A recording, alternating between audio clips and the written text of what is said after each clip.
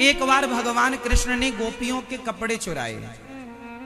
अब आपसे सवाल पूछूंगा मैं, भगवान कृष्ण ने गोपियों के कपड़े चुराए, तो बताओ कपड़े चुराया भगवान ने तो सही किया कि गलत किया? अब आप लोग नहाओ और कोई आपके कपड़े चुरा ले तो सही है या गलत है? सही है? बोलो मेरी मां, सही है कि गलत है? गलत है। तो भगवान कृष्ण ने कपड़े चुराए गोपियों के, तो सही किया कि गलत? सही कि गलत? भाई किसी के कपड़े देखो, आज तक आप लोगों ने ये कथा सुनी होगी कि भगवान कृष्ण ने गोपियों के कपड़े चुराए। ये कथा सबको पता है, पर मैं कथा नहीं सुनाऊंगा, मैं कथा का सार सुनाऊंगा। कथा की द्वारा जो मैसेज मिलना है वो मैं आपको समझाऊंगा। भगवान कृष्ण ने कपड़े चुराए ये तो बच्चे को भी पता है, पर क्यों चुराए ये किसी को नहीं पता। भगवान ने कपड़े चुराए ये सबको पता है, पर कपड़े क्यों चुराए ये किसी को नहीं पता। यही सार है। अब वो मैं सार आपको बताऊंगा। चलो बताओ, भगवान ने कपड़े क्यों चुराए? क्यों चुराए आप लोग बताओ।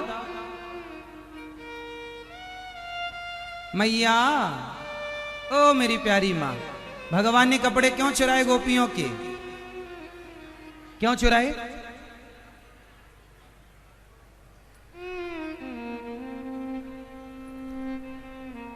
हाँ, क्योंकि गोपियां निर्वस्त्र नहा रही थी। क्योंकि गोपियां निर्वस्त्र नहा रही थी, और वो भी पब्लिक प्लेस में, अर्थात नदी में, जहां से कोई भी गुजर सकता था और गोपियों को निर्वस्त्र देख सकता था। तो भगवान को लगा ये तो बड़ा गलत है। आज तो हमने देखा, चलो कल कोई दूसरा देखेगा, परसों तीसरा देखेगा। हमारी घर की बहन बेटियां हैं, इनके बारे में कल इन्हें निर्वस्त्र कोई देखे तो किसी का मन का क्या भरोसा कि उनका मन कहां चला जाए।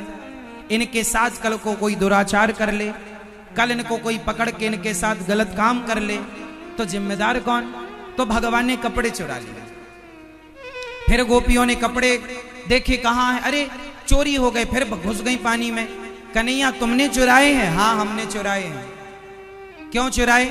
तुम निर्वस्त्र होके नहाती हो, तुम्हारे कपड़े हम देंगे, पर एक शर्त पर। पहले हमें वादा करो, प्रॉमिस करो कि आज के बाद तुम कभी निर्वस्त्र होकर स्नान नहीं करोगी। तो कपड़े चुराने का एक उद्देश्य था कि गोपियों को यह शिक्षा देना कि आज के बाद तुम कभी निर्वस्त्र होकर स्नान नहीं करना, क्योंकि ये मर्यादा के अनुकूल नहीं है। तो ये मैसेज देना था। अब आप ही बताओ, कपड़े चुराकर भगवान ने सही किया गलत किया? सही किया। भगवान तो भगवान है। उस समय भगवान की उम्र क्या थी? 6 वर्ष की रही। 6 वर्ष की उम्र थी, 6 साढ़े 6। अब 6 साढ़े 6 साल के बच्चे के अंदर कोई विषय वासना तो होगी नहीं कि उसने कोई गलत विचार से वस्त्र चुराए हो। इसलिए भगवान ने जो लीलाएं की, उन लीलाओं के पीछे समाज को एक मैसेज है। और मैं आप लोगों से फिर कहूंगा, आप लोग अपने घर पर भी, अपने घर की टॉयलेट पर, वॉशरूम में नहाने, स्नान घर पर भी आप लोग स्नान के समय निर्वस्त्र होकर स्नान ना करें। घर पर भी, अपने कमरे में भी स्नान निर्वस्त्र होकर ना करें, क्योंकि निर्वस्त्र होकर स्नान करने से लक्ष्मी की हानि होती है। चाहे स्त्री हो या पुरुष हो, शरीर में वस्त्र होना चाहिए। निर्वस्त्र होकर स्नान अपराध माना गया। वरुण देवता नाराज होते हैं, देवता नाराज होते हैं। हर समय आपको कोई देखता है, समझो, हर समय हमें कोई ना कोई देखता है। कौन देखता है? जब आप घर में होती हो तो पति देखता है, पिता देखता है।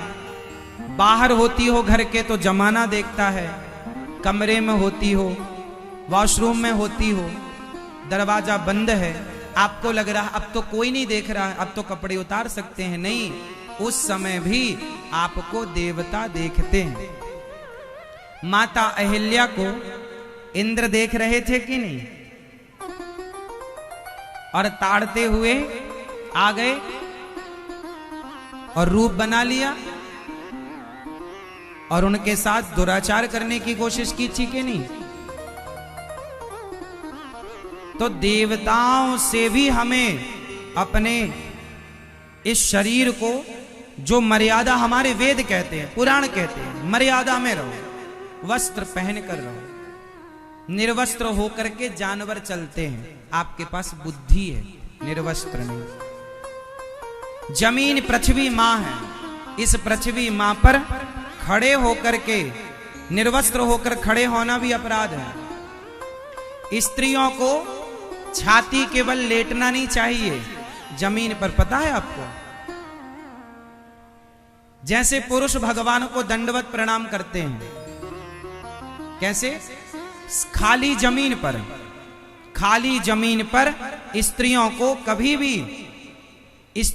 कभी भी दंडवत प्रणाम नहीं करना चाहिए, पट्ट लेटना नहीं चाहिए जमीन पर। कहते हैं कि स्त्रियों के जो स्तन होते हैं, उन स्तनों का जब भार पृथ्वी पर पड़ता है तो पृथ्वी उस स्तनों के भार से डगमगाने लग जाती है। पृथ्वी मां है, इसलिए स्त्रियों के लिए मर्यादा बनाई गई है कि स्त्रियां प्रणाम कैसे करें। आप घुटनों को जमीन में रखो, दोनों घुटने जमीन में हो और माथा जमीन में हो, बाकी का हिस्सा ऊपर की तरफ हो। ऐसे स्त्रियों को भगवान को प्रणाम।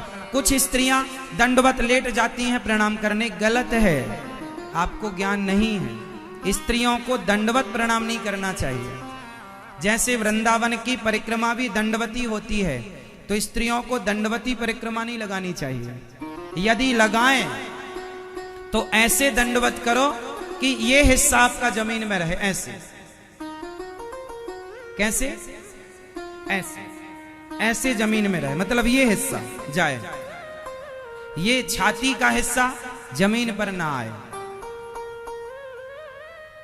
मर्यादाएं हैं, पालन हम सबको करना चाहिए। पुरुषों को दंडवत करते समय अपने माथे को जमीन में रखना चाहिए, घुटनों को जमीन में, तलवों पांव को जमीन में, 10 उंगलियों को जमीन पर रखना चाहिए।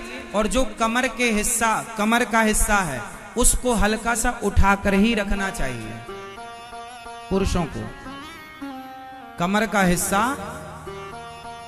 ऊपर की तरफ हल्का सा उठा होना चाहिए, फिर आपको दंडवत करना चाहिए। ये दंडवत करने के नियम होते हैं। तो स्त्रियां कपड़े उतार कर नहा रही थी, सो भगवान ने कपड़ों को चुराया। अब आप बताओ कि सही किया या गलत किया, है ना?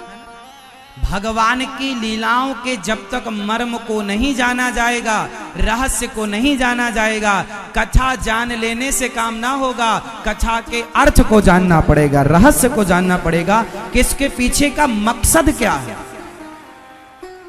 इस कार्य के पीछे का कारण क्या है।